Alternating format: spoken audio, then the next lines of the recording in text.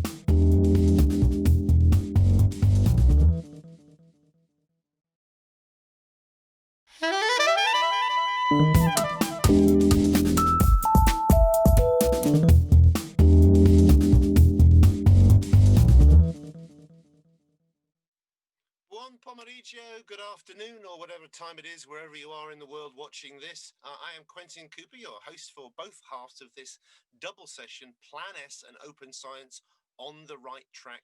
The question mark is important, but the real key word here is open. Although Trieste may have turned into a test of technology and tenacity, we want this to be truly open in terms of content, spirit, and in particular audience involvement. There will be ample time for your questions and comments, particularly in the second half of this double bill.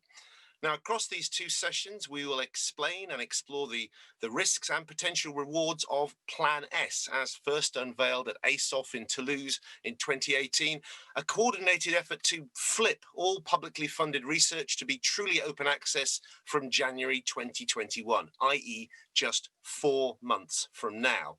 Now, we'll attempt to map not only how far along that road towards successful implementation we've already come, but to use the vast expertise and experience of our panel as a sort of GPS to identify the potential hazards ahead and to find the best potential routes around them.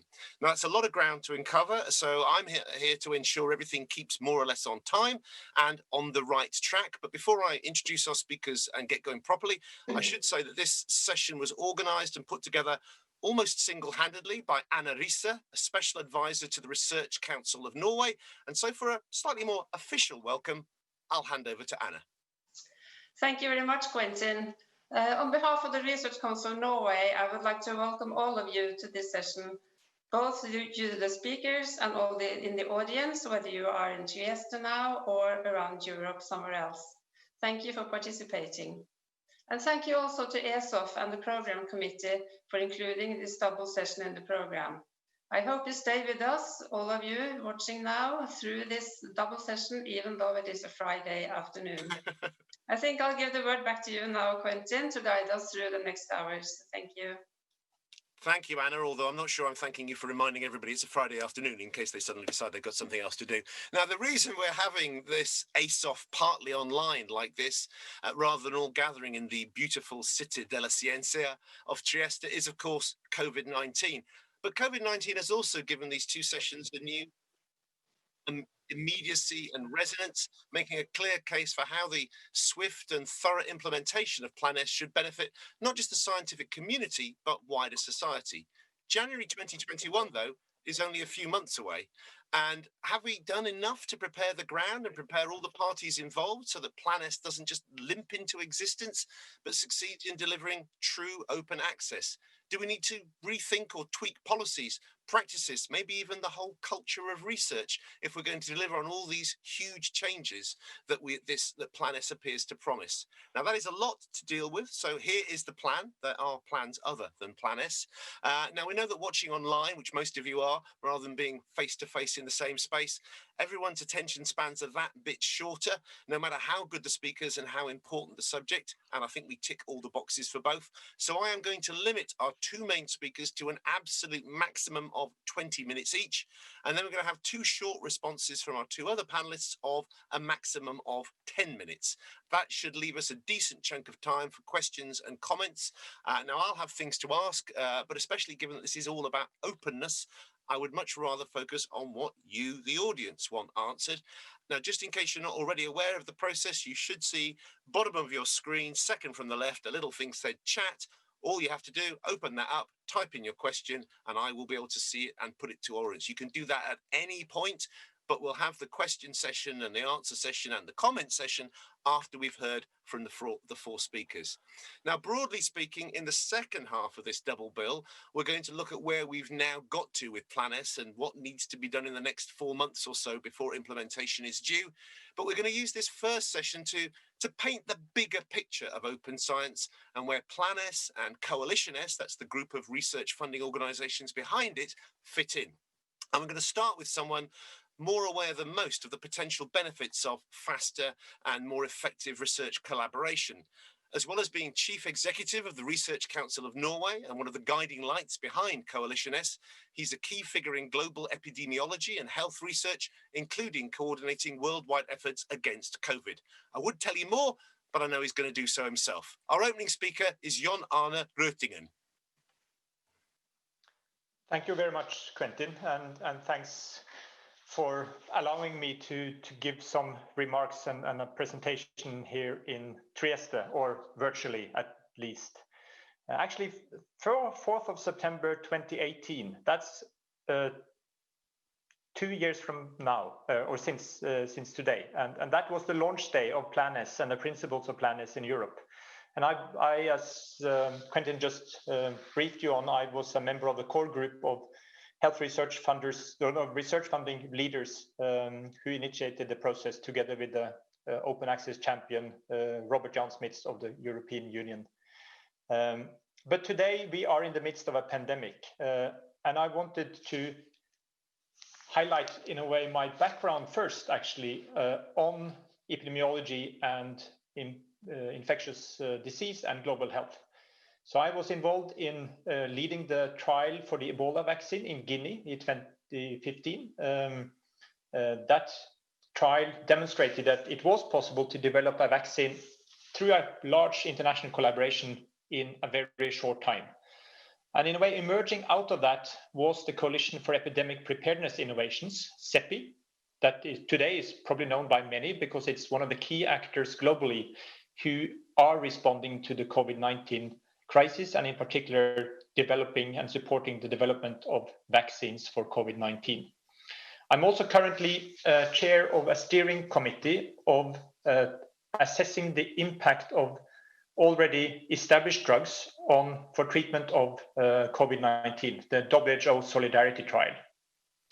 And I think the epidemic and now really the pandemic has demonstrated that there is a need for a concerted international effort, but that it's only one way forward in the world to do that, and that is through open science. Because the COVID-19 epidemic has demonstrated that we need global access to new evidence-based knowledge, and we can do that through preprints or through open access of finalized publications. We need to build efficiently on the research being done by others without restrictions and without delays in time. And we need for the efficient dissemination of scientific evidence to those in practice and those making policies and guidelines across the world. Never waste a crisis. And this has actually happened. Already in March, just a couple of months after the COVID situation became apparent, the US and 11 other countries called publishers to provide immediate open access the research results relevant to the coronavirus pandemic. And many journals, and actually most journals, have signed up to this. And now and today we find all new information on COVID-19 and COVID-19 relevant research available to all of us at the day it's published, or even before, as I mentioned, in preprint servers. So it's great that these more than 30 international publishers have responded positively, but we can even do more. We can even do more in also making sure that we share the underlying data efficiently and that we can collaborate in data analysis so that all of the research process can be more open and more efficient. But this is, of course, praiseworthy, but it also indicates that our systems are really not fully fit for purpose. And by default, still a lot of research outputs are closed behind paywalls. And current estimates indicate that 75% of research outputs, research publications are behind paywalls. So I think both the Plan S ambition as well as the now urgency of scientific information we see in the pandemic really demonstrates that the new norm should be full and immediate open access. And I hope that the pandemic is our chance to actually reclaim the results of what is more or less publicly funded research as de facto common public goods. Quentin already in his introduction mentioned Coalition S, and Coalition S is the loose, I would still say, network of organizations that do commit to implementing Plan S. The principles are clear. We work towards full and immediate open access, no paywalls, no embargo periods. We also make sure that all researchers funded by these funders can have the ability to retain their rights of at least the author-accepted version of the manuscript, and that these rights should make sure that either that author-accepted manuscript version or the final version on record in the journals or in the publication platforms should be openly licensed, preferably by the CC BY license. This does not mean that we only have one model for open access or open science. We do support both open access journals and platforms, either through APCs or other ways of paying for publication services, or through a more public good model where these publication channels are funded upfront, the so-called diamond model. We do support archiving of these author-accepted manuscripts in open repositories, the so-called green route, and we have encouraged to a large extent different ways of transformative arrangements, either transformative agreements, so that large consortia can drive journals from subscription journals to open access journals, or the new, now more recent transformative journal concept, where we encourage publishers to commit journal by journal to transition them to open access. Are we on the right track? Since the launch then, actually just 2 years ago, there has been a tremendous sort of new energy, I would say, in the global discussion on open access. Yes, there has been different views, and there has been very tough discussions in many contexts. But I think these discussions have been very important and truly helpful in actually advancing the world towards open access. Publishers are agreeing to move journals into open access within the Plan S framework. They are committing to price transparency on their services. I think Plan S has given tremendous momentum to library consortia. They are in a much better position when negotiating transformative agreements and publish and read agreements with journals and with publishers. The rights retention strategy, where actually all who are funded by Plan S or Coalition S funders will need, or actually are committed to keep the rights for at least their author accepted version, will be very important. And we have ongoing work on how we across the world can support diamond open access journals and platforms. So there has been a lot of debate, I've said, but I think we only can achieve true transformation by a coordinated international effort, because we are dealing with powerful vested interests.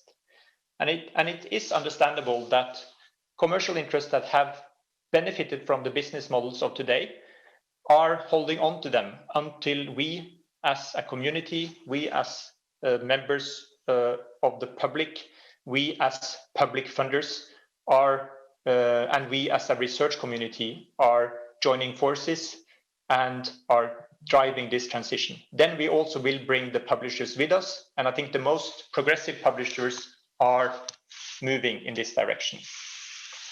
But open access is, of course, just a part of the bigger picture, because the goal is open science.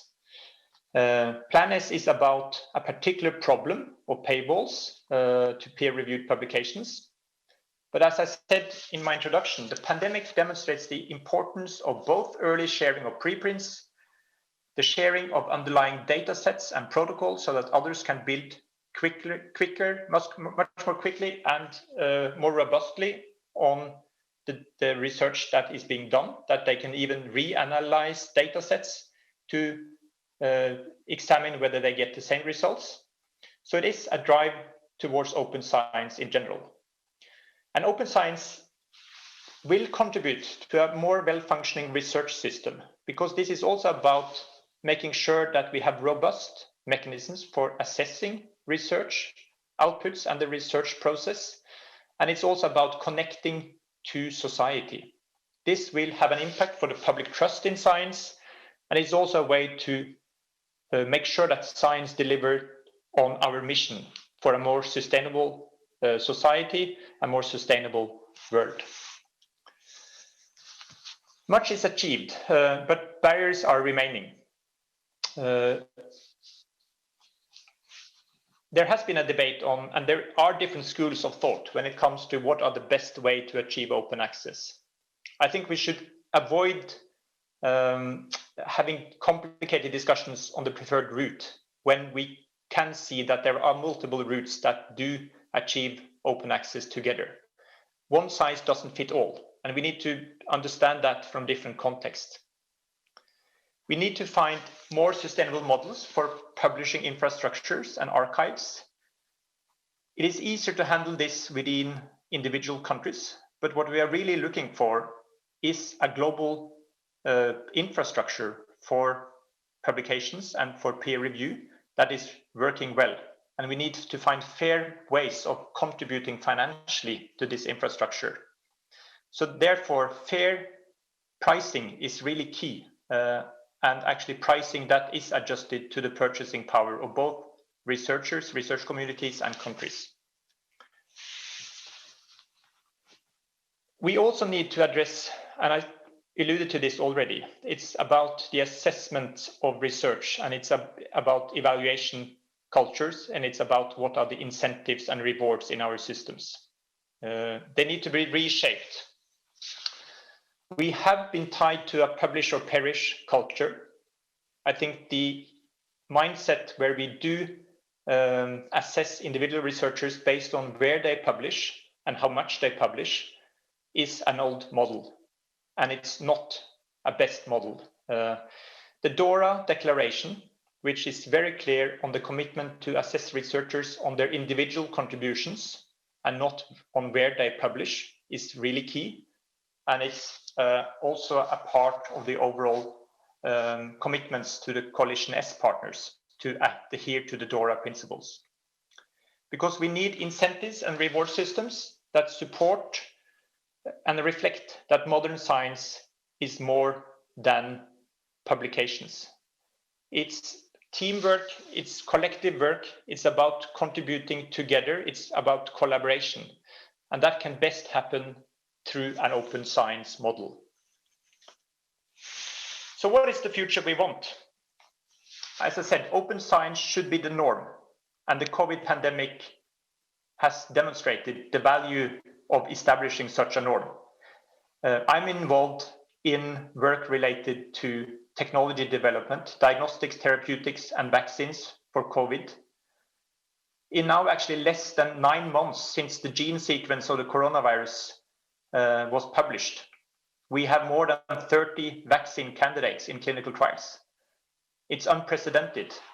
And a lot of this is driven by, of course, the commitment from researchers to contribute to important problems in the world, but also of a commitment of these researchers to collaborate and do this together in an efficient way. And in many ways, we see more commitment of collaboration from the research community and from individual research groups than we may actually see from some of our national leaders, who tend maybe to become more focused on the individual country's needs.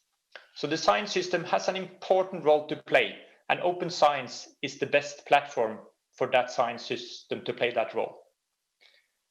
We need a well-functioning market with different actors compete to provide services. To get the best of what we have today, but to transform that into a new system. Because publicly funded research should de facto be global commons, global public goods, free for all to use and reuse. And that the future research system should be able to reward researchers for all their contributions, the responsible, innovative contributions, and open research practices. So I'm optimistic. I think we are moving in this direction. I believe that the pandemic that is happening today is a strong burning platform and actually a driver to this change, and that we will move to this new situation even faster than otherwise. Thank you. Thank you, Jon Arne. Now, you may already have questions for Jon Arne, and we've had a couple coming in already. Maybe you think that you're not as optimistic as he is. Maybe you don't like the sound of this new norm. Maybe you're worried that we're going to move from a publish or perish culture to a publisher perish culture. We want to hear your views right across the spectrum so I can reflect them back to the panel. But as I say, send them in via the chat box at the bottom of the screen, and we'll get to them after we've heard from our second speaker and our two quick responses to that. And that second speaker is Professor Eva Mendes, metadata expert and vice president for open science at UC3M. That's the Charles III University of Madrid. She's also chair of the European Open Science Policy Platform and the Open Science Working Group of EURUN, the Young European Researchers Universities Network. Now, I could go on, but I prefer the way that Eva describes herself in her Twitter bio as an, quotes, open knowledge militant. I think, I tweet, sometimes I think more than I tweet, and sometimes I tweet more than I think. Now, though, she's not tweeting, she's speaking, and she may even have thought about what she's going to say. Eva Mendes. Thank you very much for the introduction and for quoting my Twitter account profile. First of all, it's a real pleasure to be here with you. As you see, I'm pretending to be in Trieste, but I'm virtually with you in this fantastic ESOF conference. Thank you very much for the invitation, for Anna for organizing this fantastic session. And I think it's wonderful to have the time to celebrate anniversaries like the anniversary of Plan S, but also to have the opinion of the anniversary with a, evaluation mode, because at least what I do every single birthday is think about what I have done this year. It's good that we have, I was in Toulouse 2 years ago when Robert Jan Smith launched the Plan S. And I think it's good 2 years later in the same venue, virtually this time, we have to evaluate what we have done in these 2 years that since I can understand has been a lot, but not enough. This is kind of a landscape that was described perfectly for Professor Arne as a publisher Paris trend, or the publisher Paris suffering that we have all the researchers. But it's kind of that we have to try to publish, because it's the more than changing the world, we have to change our curriculum. And this is a pretty frustrating context for the researchers. Plan S came from another session of the Open Science Policy Platform, where we were discussing what I call in the OSPP, the practical commitments for implementation. Plan S is, for me, the first practical commitment for implementation, even before I quote this in the context of the Open Science Policy Platform, is the first time that one of the stakeholders in the whole landscape of science step forward and say, well, I will do something. I'm a funder. What I can do is ask you, if you want the money, you have to publish open access. It was a practical commitment for implementation of open science from the funders, because the funders have the possibility to push over the motivation of the researchers. We will see that the scenario is more difficult than that. You can Plan S, or you cannot, but you have to recognize that it's a real practical implementation of open science from the side of the ones that they have the grant money. The point is that what we have changed, in my opinion, and I will be very cynic on this sentence, is the date. We don't change very much more the date. We have said that open access will be a reality in 2020. Then we say, no, it's going to be in 2021. And then we say, we are now discussing that it's going to be on 2030. But then happened to be that COVID-19 came in the scenario. So the open access is moved by the power of a real crisis at international level. But since I have to cover a bit of the policy alignment in this context, I just choose the one of the million news that they are over internet, the OECD declaration, why open science is critical to combating COVID-19. And if we look at the bigger letters about this, to strengthen the contribution of open science, policymakers need to ensure adequate data governance model, interoperable standards, sustainable data sharing, incentive for researchers, sustainable infrastructure, human and institutional capabilities, and we have to put all these things in the same bucket and push over. So at the end, COVID-19 have underlined very much that we need open science to move forward. And I was very happy to listen from an epidemiologist that it's feasible to make a vaccine collectively, because I believe in collective knowledge and I believe in the power of people. In another context, we will say, well, Wikipedia is a collective knowledge approach, but a vaccine is a collective knowledge approach that will save lives. Because in general, what we do in science is answering questions, but what science has to do is solving problems. That's the difference between science to publish, science to change the world. Of course, COVID-19 and open science has been in the news, in Nature. At the beginning of the pandemic, open science takes over the coronavirus pandemic. And more recently, 2 weeks ago, in a preprint in bioarchives with a more powerful message, open science save lives. But also we have to think about what is open in capital letters, because I have seen since the last March, all the publishers opening up what they call novel coronavirus information centers, publishers open or free content, blah, blah, blah.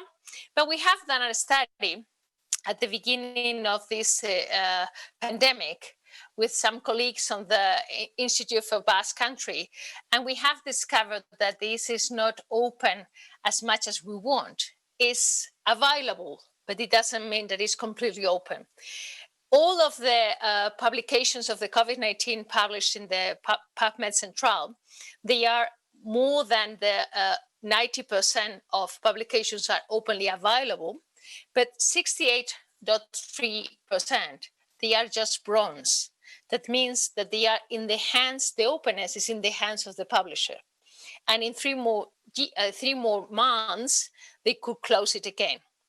So this is a reality. And also we have to compare what is open versus good, because it has been a very, very high criticism about the opening and the quality of the publications that we open. This is a fantastic paper that was published in BMJ, but the most funny thing is that they tried to criticize the quality of poor quality research on the effective evidence-based response. But if you look at the paper and you look at the license, it's an openly available paper, but it is protected by copyright. So this is kind of a game that we have been playing with the publishers, with the public, and thinking that, pretending that we are opening up the science, but we only are showing up the science. We don't know if this is going to be forever. So that's why Plan S is more effective, because it's not the opportunism. I want to answer the question of the panel, which is if we are in a good track. And I want to underline some key issues that they are not yet resolved. Of course, the universities, we cannot keep paying the subscription model. The science nowadays, concretely in the universities, which is the sector that I represent, has 2 cancers. One cancer is the subscription model, and the second cancer is the ranking battle. But in this context that we have to deal with the whole thing, I think there are very many issues that they are not yet resolved. The reward system, the new ways to evaluate researchers, the peer review that it has to be open, the publications, but not only the publications, other mechanisms to show the reproducibility of science, and also education. Just try to delete from the common knowledge of the researchers some false friends about open science, something like sentence like, to be open, you have to pay. Or open science is on the pocket of the young researchers, so the ERC will cancel the commitment with the Plan S. Things like that they are not really true. So one of my favorite slides in my presentations is always when I talk about the motivators of wills of academics. And the motivators of will of the academics are money, law, when you have to do something, you do it, and ranking. The problem is that sometimes we forget that the biggest motivator of will for the researchers is seduction. Is when we do something because it's very, very interesting, it's very helpful, and it's very easy. It's what I call the WhatsApp effect of science. What does it mean, the WhatsApp effect of science? That we don't even know why we are using WhatsApp. We just do it because it's so easy and everybody does. I want that the open science is the WhatsApp of science. Everybody does, and they don't even ask why. It's the new normal. So the problem is that in these motivators of will, the rewards and evaluation system is still not clear. Because if you are a young researcher, you have to have this debate if you want to be open access because the funders ask you to do that, or you want to have a career because the publishers, they will ask you to publish in the high level impact factor journals. That I agree completely with what have been said by Professor Arne, that is kind of when you measure people for the paper, for the publication where they publish a paper, it's like when you measure people that they are a good person because they go to a 5-star hotel. There is no relationship between being a good person and going to a 5-star hotel. There is no relationship between being a good researcher and publishing in a high-level impact factor journal. The other thing about the research evaluation is that one size does not fit all. So we have to be very careful with the measuring ways that we evaluate. We try to measure with the general impact factor because it's the magic number that we pay for the magic number too, remember that. And we go to Web of Science, to Scopus, to these kind of databases that they give us a magic number. But the magic number is not the same for an elephant than for a monkey, if the prize or the proof is to do a career assessment in a different field. Another key question that is not solved enough is the peer review system. We always tend to evaluate a peer review system that is the quality system, and sometimes it's not that much.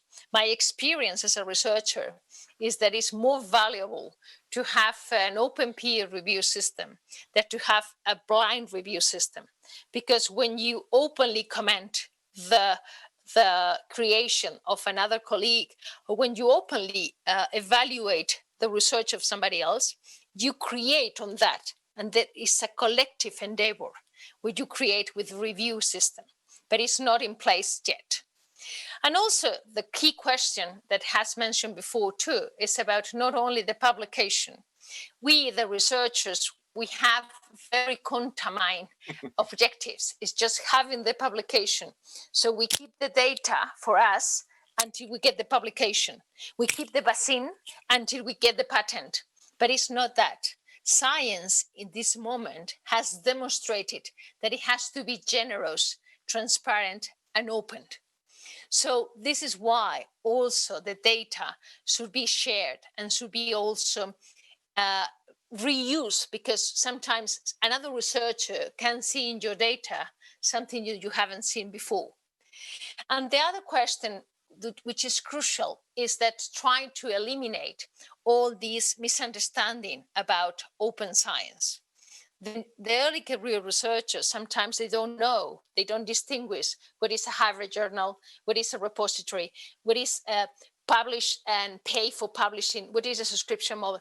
We have to be very clear in the education of the researchers. What is the difference between publishing and to be an open scientist? You don't need to pay. You just only need to use the repository. You only need to have preprints. You have many, many, many kinds of cheese to decide to be an open scientist. It's just a decision. It's just a decision that sometimes could commit your career. And also another question is the quality. And I think here the politicians or the policy context has also a very important responsibility, which is trying to legitimize the quality of the journals. Because when you know how the mechanism works, you will appear also a predatory system that is parallel to the correct system.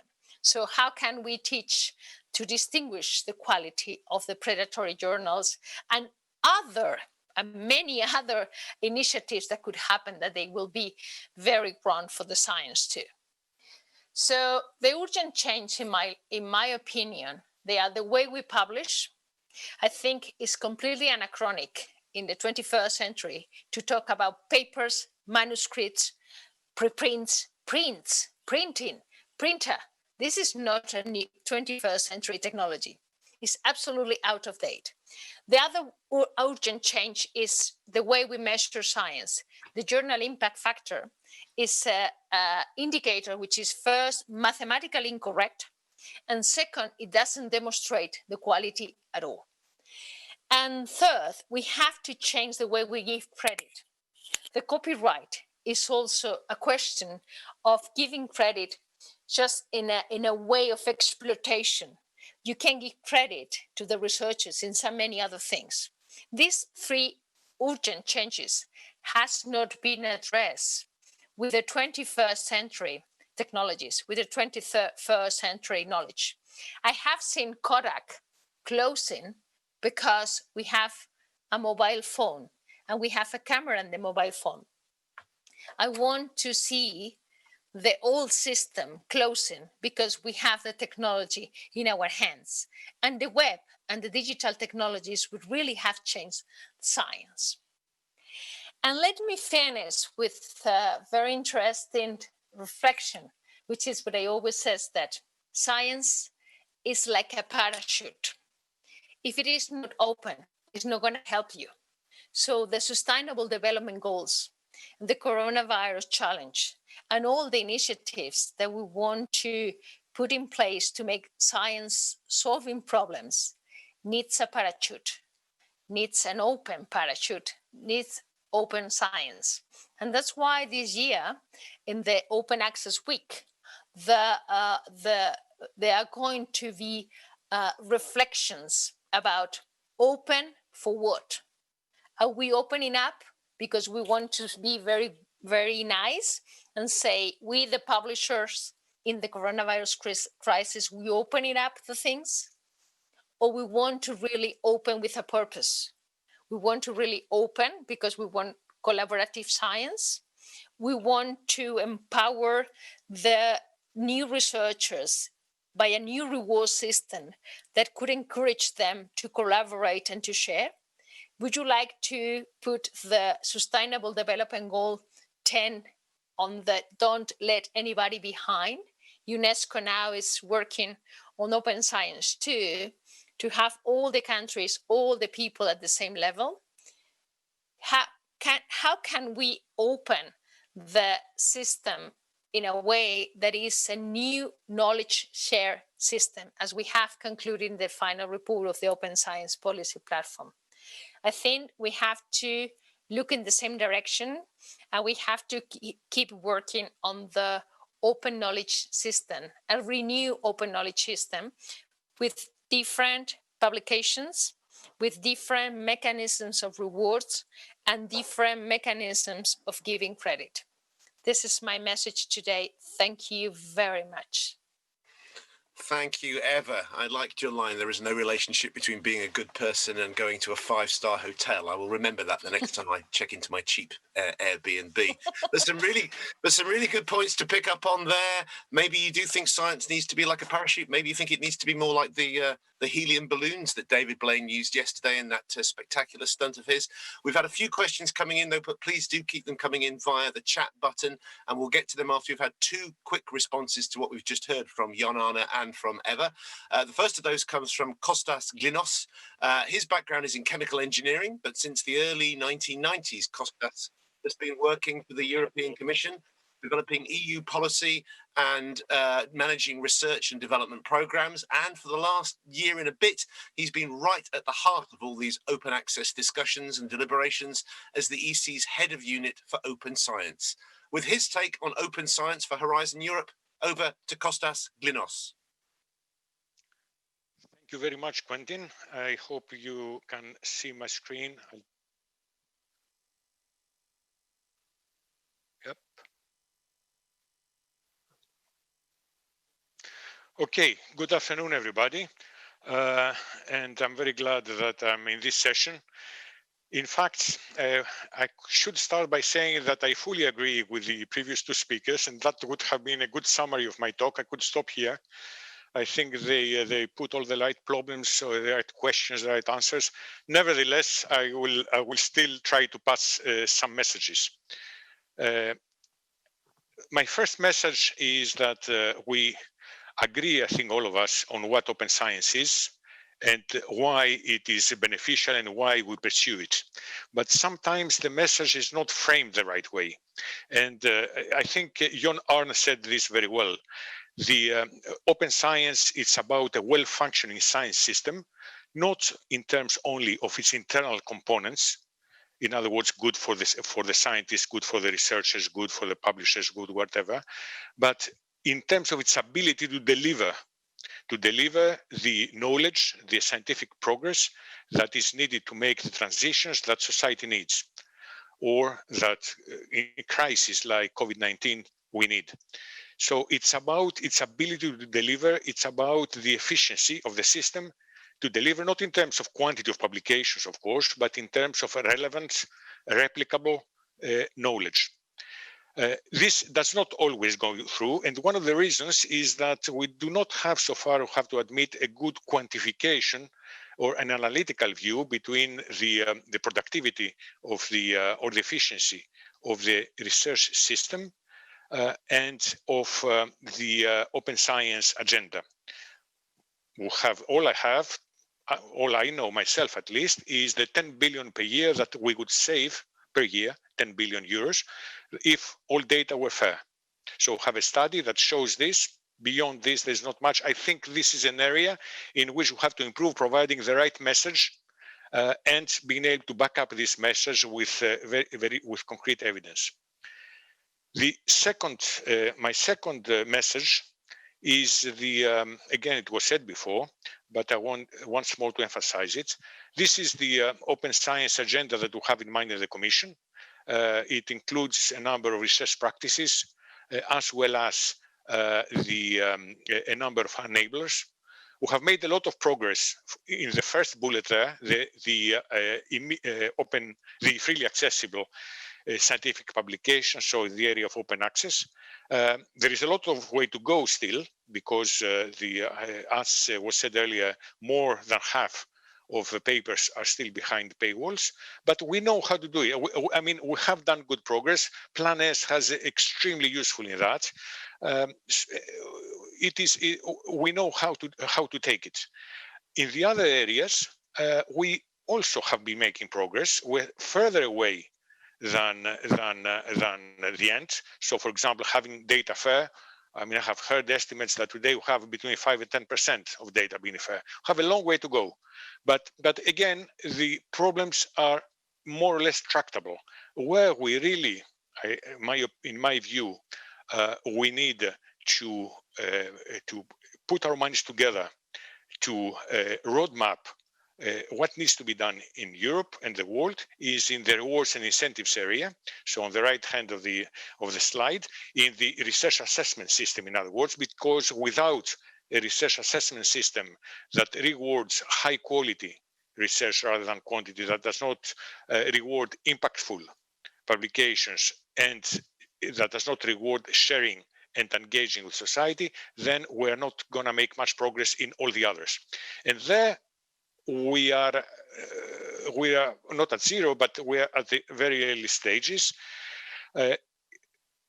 Our plan at the Commission is to make this issue a central problem for next year, for 2021, start preparing already this year, and we had already years of reflection, but to go beyond the reflection, to go towards a common, if possible, action plan with concrete actions that we can put place in Europe in order to start to see a real change in that direction.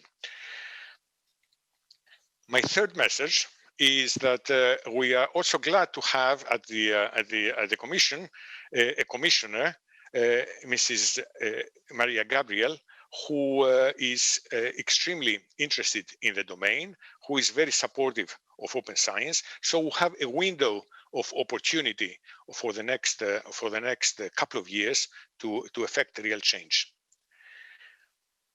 This was the main part of my talk, but I will make it very short. It was how we implement open science in Horizon Europe, and to show you that a significant part of this is an implementation of Plan S. This is the progress in policies of open science across the framework programs. We started just with open access to publications in 2008. 2014, we did a pilot with open data. 2017, we generalized the pilot on open data, we make it by default. And now we want to take several steps further as of 2021 in the new program of Horizon Europe. So just a glimpse of what these changes we expect to be. And I say I expect because nothing is fully final yet. The program starts next year. But I think you will be seeing immediate open access to be mandated for all publications being funded with Horizon Europe money. They will have to be deposited also at the time of publication in a repository. The beneficiaries must retain sufficient intellectual property rights in order to be able to exercise their open access requirements and to use only open licenses, such as CC BY. They can publish anywhere they want, the scientists, but article processing charges will be refundable if they exist, only if the publishing venue is full open access. And they will be asked to provide information via the repository about everything else that it is complementary to the publication, in other words, models, algorithms, data sets, and so on, everything that would be needed to validate or reproduce the conclusions they arrive to at the publication. Regarding data, we will continue with FAIR. We'll continue with our principle as open as possible, as closed as necessary. What we'll do also is that we'll have a data management plan in all cases of projects that generate or collect research data.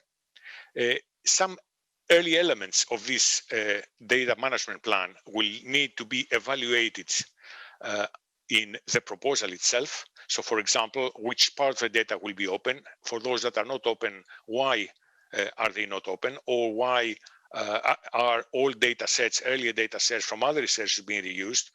Things like that.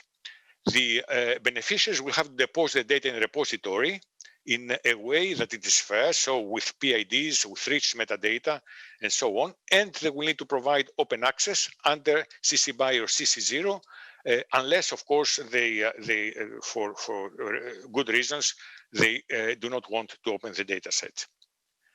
The third area is about other research outputs, and this is new. It did not exist before in Horizon 2020, for example. It is that except for publication data, we recognize that there are other research outputs that are key, and without those being accessible, fair, and in many cases open, it will be difficult to be able to validate the conclusions of the research or to reproduce the research. And this includes software, algorithms, protocols, and so on and so forth.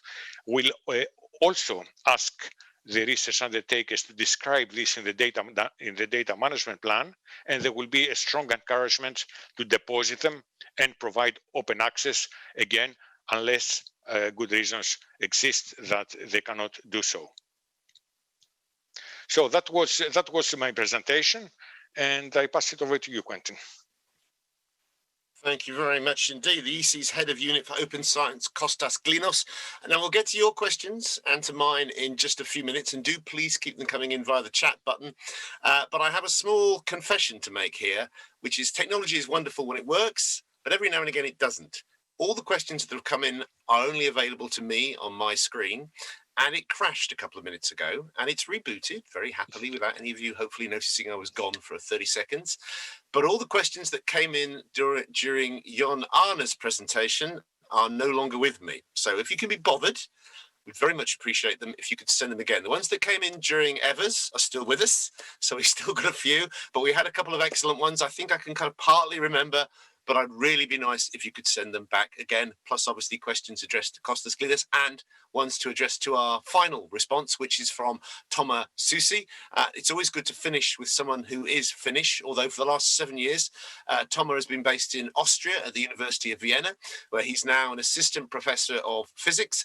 He's also vice chair of the Young Academy of Europe, and I think he's going to focus on open access from the perspective of early career researchers. Toma. Yes, thank you very much. So yes, my name is Toma Susi. I'm a physicist working on carbon nanomaterials and electron microscopy here at the University of Vienna. And as Quentin mentioned, I'm originally from Finland. I came to Austria as a kind of a research funding and reverse climate refugee, I could say, 7 years ago.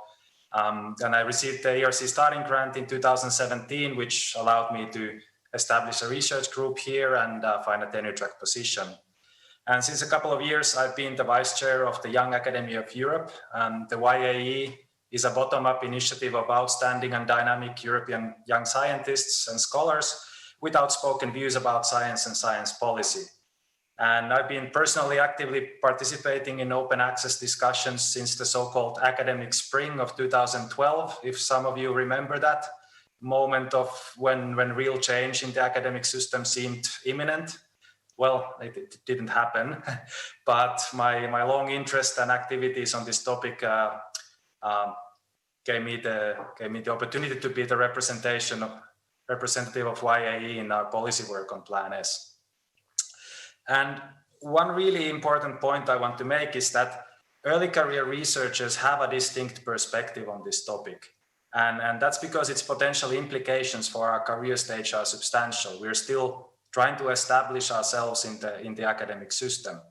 And many young people also share an overall sense of urgency for real and effective change, and that we want to see happen in the system. And so the YAE joined early on forces with other European researcher organizations, namely the Marie Curie Alumni Association and Eurodoc, to consider in depth the complex nuances and implications of Plan S for our communities.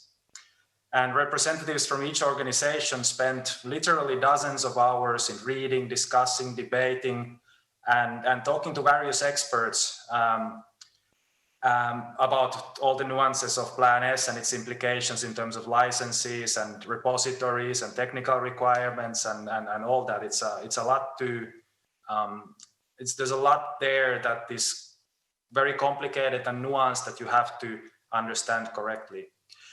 And so that was followed by a broad consultation on a draft statement by the working group that was commented upon within each organization. And then those were consolidated into a joint statement. And our aim was naturally to correctly understand the issues, but then also to help tackle some of the common misunderstandings over what Plan S is and what it does. And this long process brought our organizations into a very solid joint stance of support for Plan S, which did not mean we didn't also have some constructive criticism on certain key points.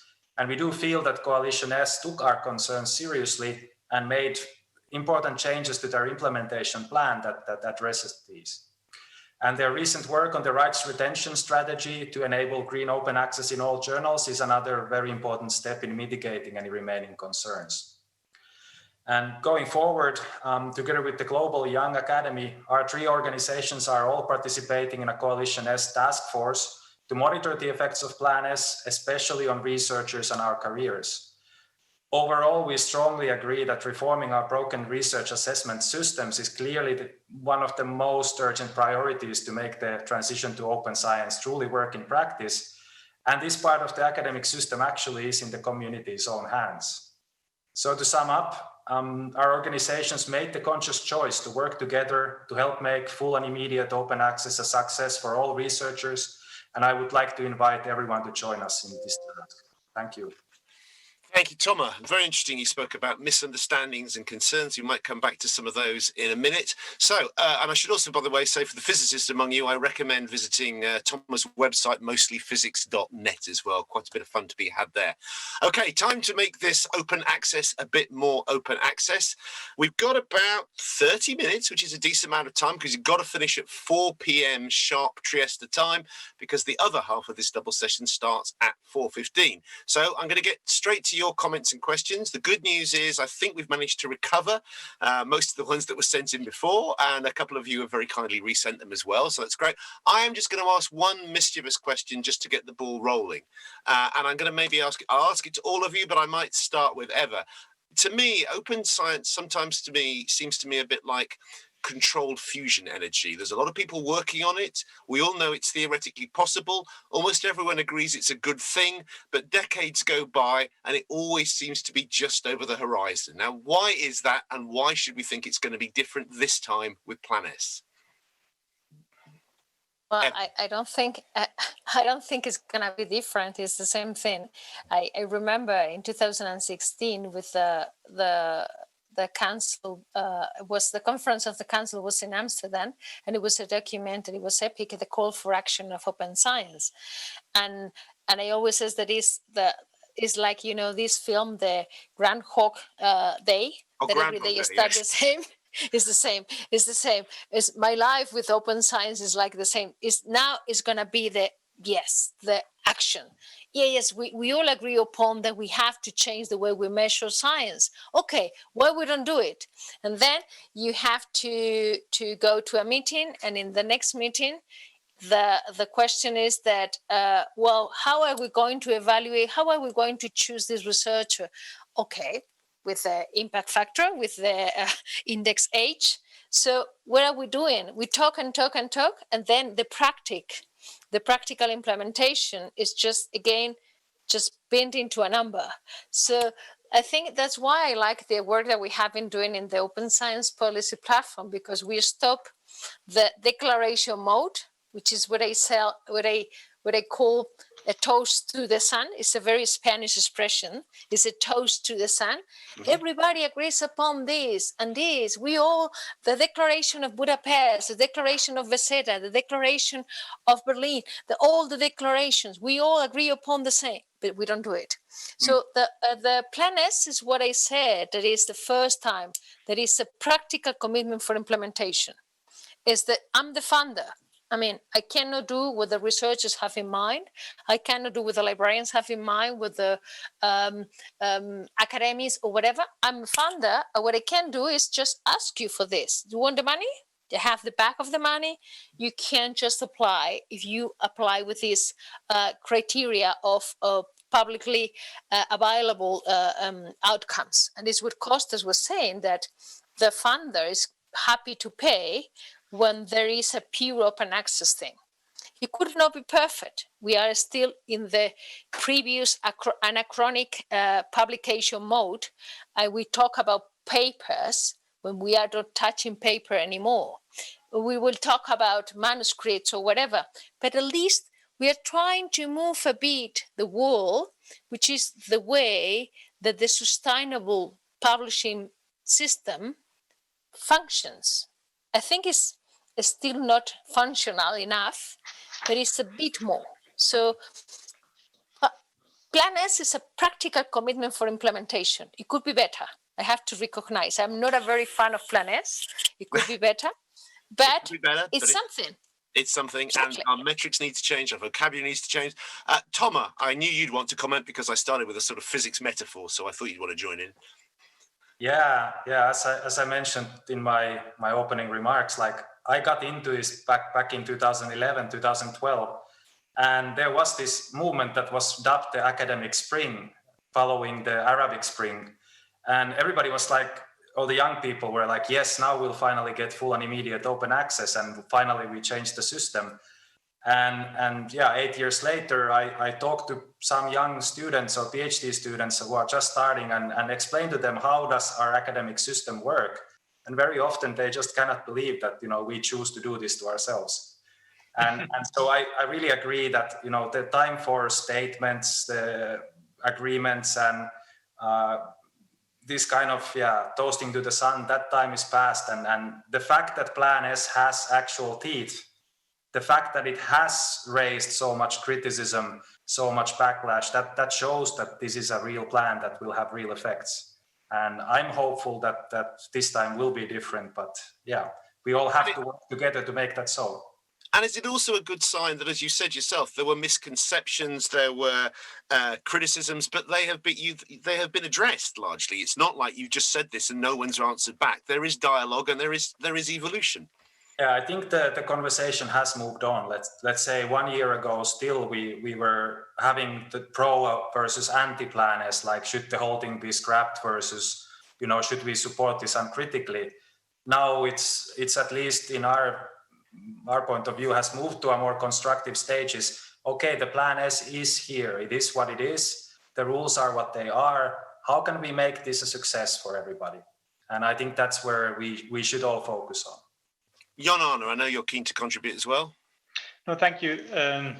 We heard from a physicist, and in a way, I think actually Plan S is changing the law of nature in the sense of we are setting new boundary conditions and we are changing the rules of the game.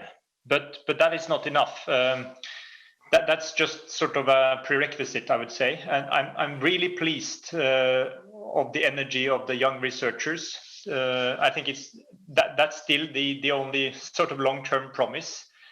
So in that sense, I think we need to keep the spirit of the academic spring. I think we need to understand that this, in the end, will need to be happening at the ground level up. In a way, it needs to be the practice of researchers, the practice of research groups and communities.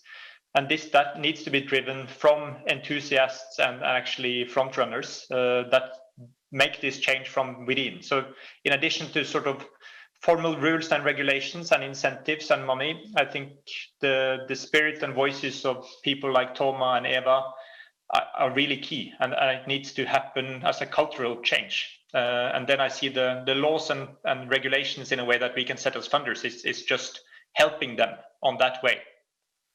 Okay, I'm going to go to the audience's questions in a minute, but Kostas, it's only fair that we get your contribution on this point as well.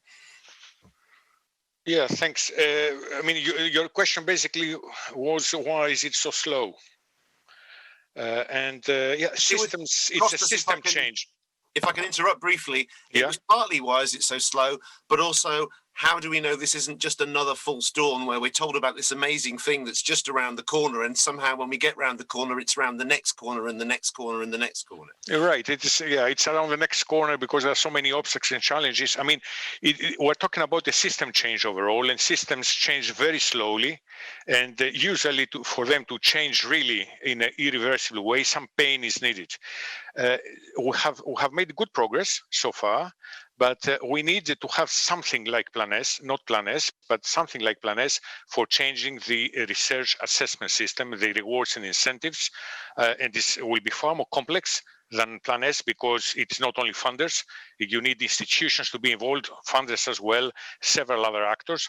So, but we are at the very beginning of this. Unless we attack this head on, then the progress will continue to be, there will be progress, but it will continue to be around the next corner and the next corner and the next corner.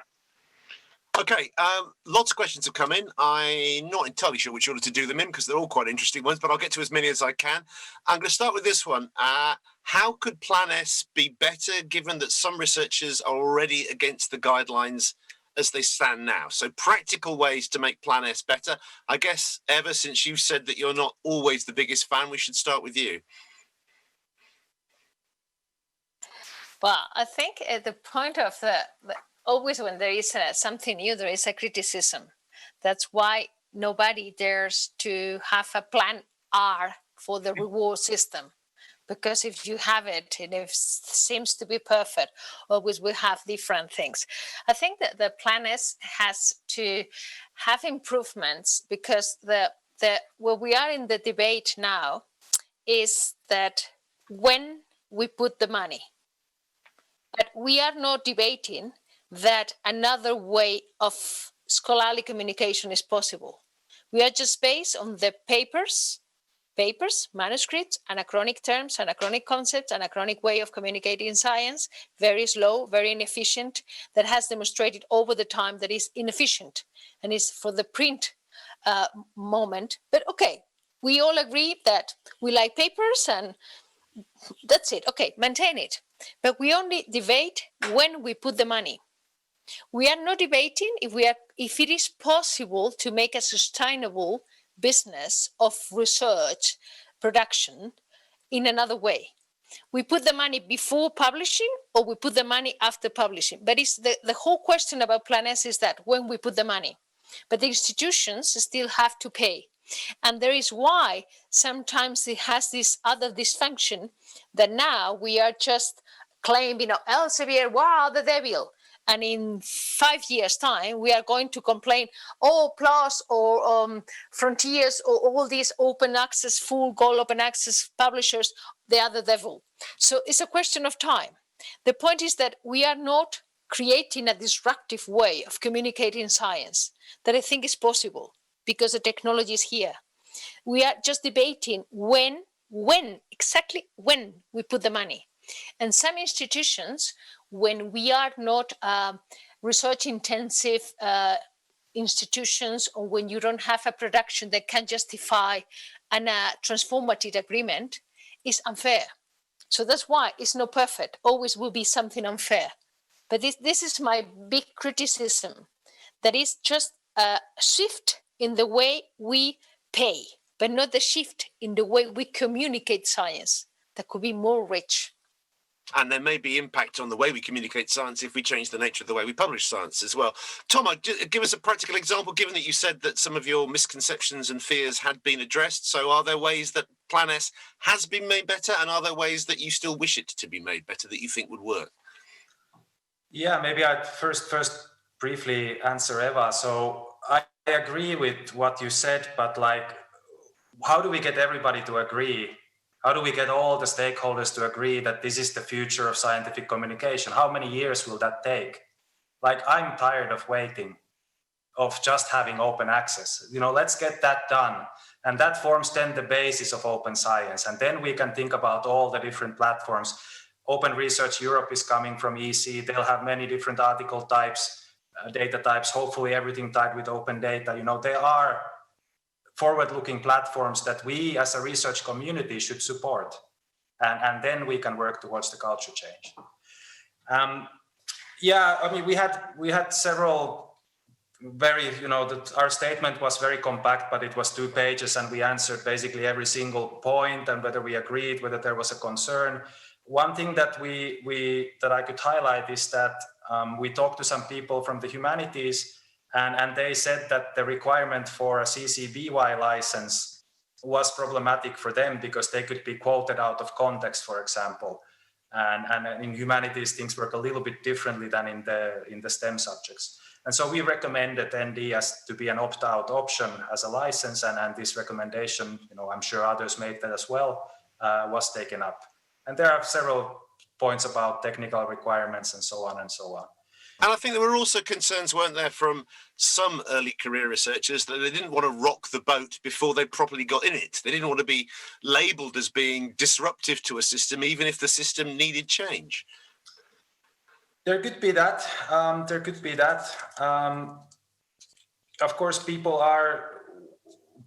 who are in early career stage, they are quite vulnerable to changes in the system. If the way we make our careers suddenly changes and nobody really knows what the new system will be like, of course that can be scary.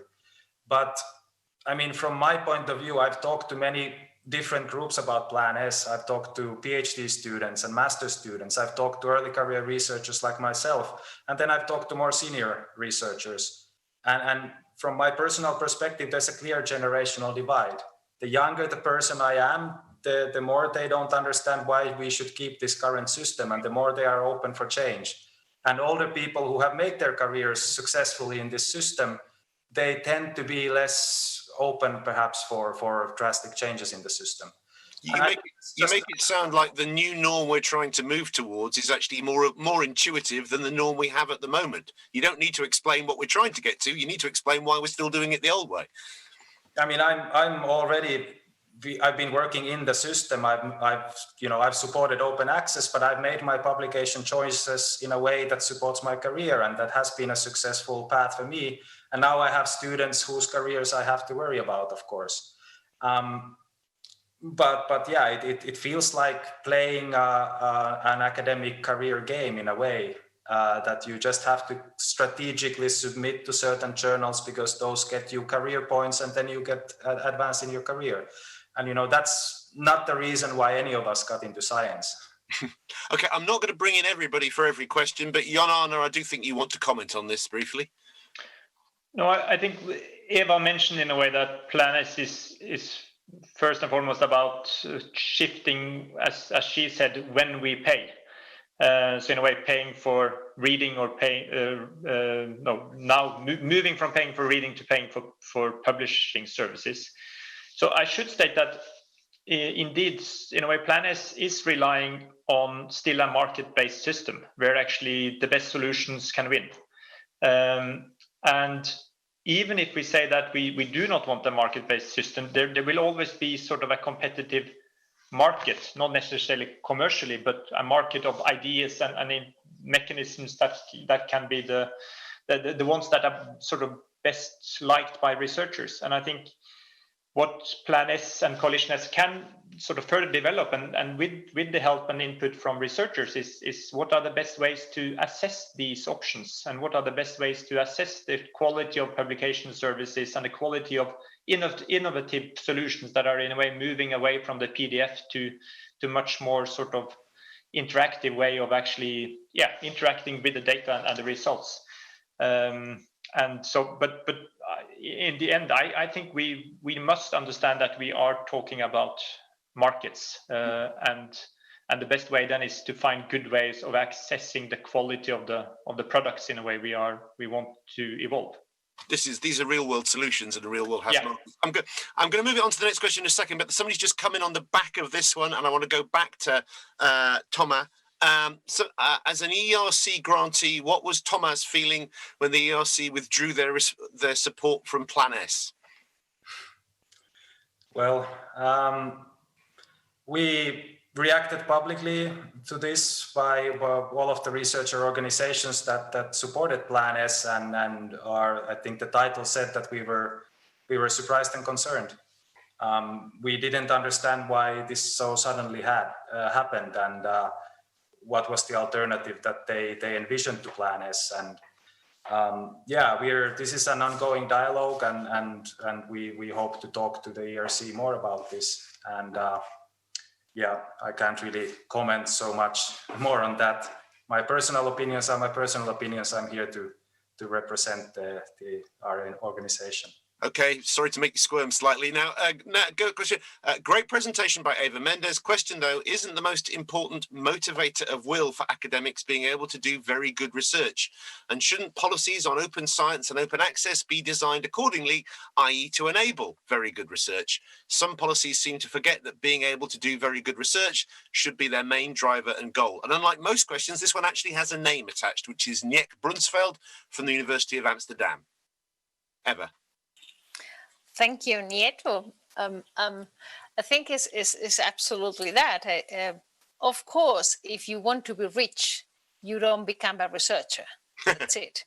So you are interested on changing the world a bit, or doing something significant that makes you happy.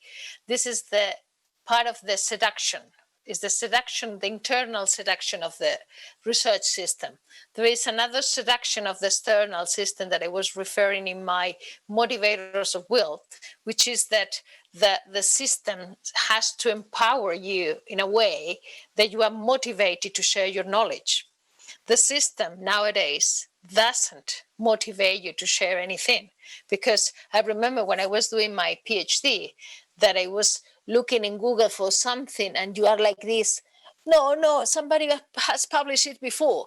Of course, your ideas, somebody in the other part of the world. And now that we have this possibility of have a collective access to knowledge, you can know that people have published your ideas before. So that's why people are with the data here. And that's where in one of my slides, they say, I have already written the paper. Now it's very difficult to find the right data.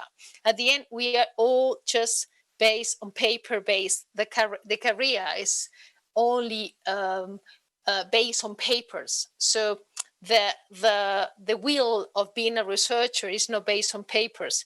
But if you want to be a researcher in a professional way, we are not 29th century researchers that we were rich and we want just to have, a very nice jacket and glasses and go and be a researcher because you can. Now it's a professional thing. Is what I agree with Röhringer, that he said that it's a market-based context, the publication, but also it's a survival mechanism. It's a choice. It's not the choice of being rich. But it's the thing is that the motivation and the doing good research is on the back of every single researcher, I'm absolutely sure. But the system contamines that seduction of science. I thought you were going to mention the 5-star hotels again. Very, very short question here. How do we make Plan S accessible to the global south? I don't know who would like to jump in for that one. I'm going to look at Jon Arne. Yeah, happy to do that. That's a really important question. And I think what we have today is an agreement that there should be no subscription barriers to the least developed economies. And we have the Hinari collaboration and other mechanisms to ensure access to publications. I think we need to keep that common understanding when we are shifting the payment models to paying for publication services. So if it comes to sort of the financing part of it, it should clearly be waivers on publication costs for those from the least developed countries. In addition, I think we should definitely also work further on diamond models, but the challenge is, of course, that how should we find good ways of distributing the costs or the financing of those publication services across continents and across regions. But I think we need to establish some set of principles that researchers from countries with low purchasing power should be free to publish wherever they want. And we're going to talk more about diamond models and some research on that in the second session, which is coming up in only about 25 minutes. But got time for just a couple more questions now from the audience. Hang on, I had one just now. It's 4 months to the start of Plan S. Do the speakers think that enough journals, not just repositories, will actually be compliant in time? And I'm going to start this one with Kostas, I think. Yeah, I'm not the best one to answer this question. I mean, there are many thousands of journals. It's true that are gold open access, that are entirely open access journals. And I think there is, from the coverage studies that we have done, I think the different areas are pretty well covered. Not everything is covered equally. So there are some areas that are far less covered than some others. But I think it is possible to find good quality venues in all areas. In addition, we are launching the ORE platform. This was mentioned earlier. So it will be, we'll try to make it a very high quality publication platform where researchers that are being funded by Horizon 2020, Horizon Europe, will be able to publish their papers. And we intend, once this starts, to open up to other funders if they want to join us. I mean, some other funders like Wellcome Trust, for example, already have their own publication, but to other funders if they want to join us and to have their researchers as an alternative publish in that venue. Thank you, Kostas. I'm looking to see if anybody else seems to want to jump in on that one, but nobody's waving at me, so I'll hand up from Toma. Thank you, Toma. Yeah, maybe just quickly mention what does it mean enough journals? Like, how many journals do you need to publish? Like, will all journals that we might ever want to publish in be Plan S compliant in the journal level, not just through the repository route, which is fine. I mean, I use the repository route all the time. But will every single journal have a gold open access option? Probably not, but does it matter? You know, how many options do we need? There are tens of thousands of journals, and yeah.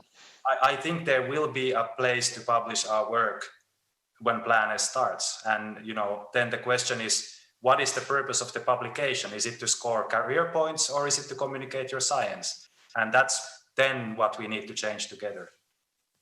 And Eva, I mean, I come at this from the perspective of being a journalist. And in journalism, what often happens is you launch a new radio show or you launch a new TV show and you spend ages planning it. But actually, if you get to the end of the first series, it's already changed completely. The hardest thing is to get that thing on air, get it going. Do we need to actually get Plan S out there and then let it evolve?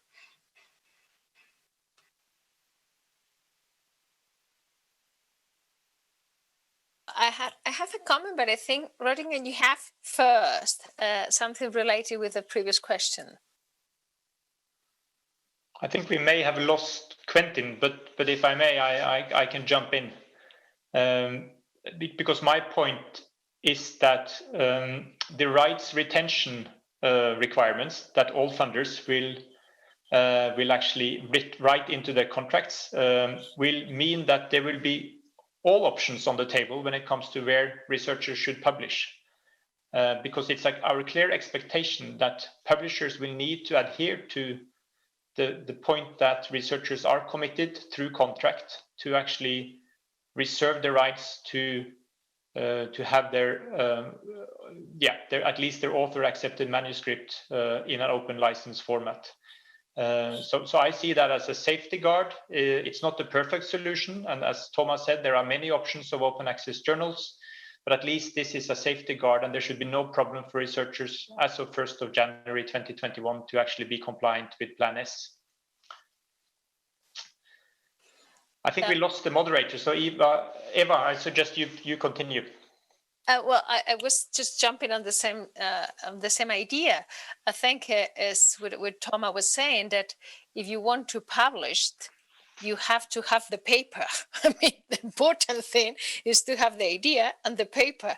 Where you put it, you can put it in a blog. If you really want to communicate, you can put it in a blog and have a community around there and build up whatever you want. It's so easy to publish. It's when we have a discussion with some colleagues in my university about the cost of APCs, and we were having this question that I put it on the table for you guys.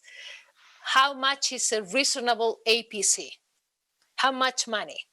Because here there are a lot of studies about this is for profit, for no profit. You just have you have to at least be sustainable. You have a cost doing this.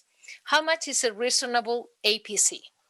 And I say, well, because you have your paper, your idea, your knowledge, perfectly corrected, a native speaker correct their English for you, somebody review the references, and it's all formatted and it's perfect. And then you give it to the publisher, and the publisher has a stone machine, and they put it in a stone, every single word. How is the cost of publishing today? The cost is producing knowledge. The cost of making the paper, since we don't have to make the printer, we don't have to pay Gutenberg to make the printer, you know what I mean? So the most important thing to publish is to have the paper, not the venue. And I'm absolutely sure that the Open Research Europe will be the venue for everybody if you want to have it something that is worth it to publish.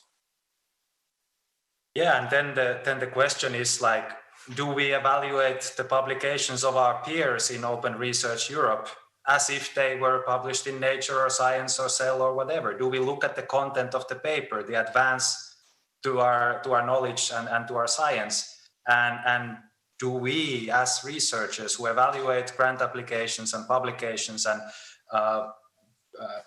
applications for positions, do we look past the prestige and the glam and look at the real contents of that person's contribution? We have the power as a research community to change how we evaluate each other. I mean, to be honest, older people more than younger people. Senior researchers are the ones who are making these decisions most of the time. And that culture, when that culture changes, then, we publish in the most modern, most cost-effective, most convenient platform, and we evaluate the science on its own merits. And that's the future I think all of us want to see. And from my perspective, whatever issues or shortcomings Plan S might have, it is really a step in the right direction. And it's the best step that I've seen in my relatively short career of 10 years in this. And so that's why I think it's important. And it's been unfortunate from my perspective that there's been such a division within the researcher community initially over, is this going to mean this or that? And academic freedom is being destroyed, and all these very, very strong criticisms. And that's the history of the open access movement as well. Like from what I've read and followed, fighting between nuanced small differences in view, while commercial publishers and some very rich societies continue to extract money from the system. And so, yeah, let's just put all that past ourselves, I'd say, by now, and let's just take the plan as it is, move forward to the future, and of course monitor it, make sure that it doesn't cause any sort of collapse in our chances or recruitment or whatever. But wherever we publish, it will be another scientist eventually who evaluates that publication. And do you look at the name of the journal, or do you look at the content of the paper? And that is a choice any scientist can make. But at the same time, yeah, please. I think we'll have to finish. It's only 2 minutes left. It seems that we lost our moderator. He could see the chat but not see us and not participate. But I would like very much to thank all of you for your contributions to this interesting debate. And I also hope that you will join us for the next session, which is starting in 15 minutes approximately. So hope to see you there, and thank you again. Thank you. Thank you very much. Thanks a lot. for the Thank you opportunity. very much.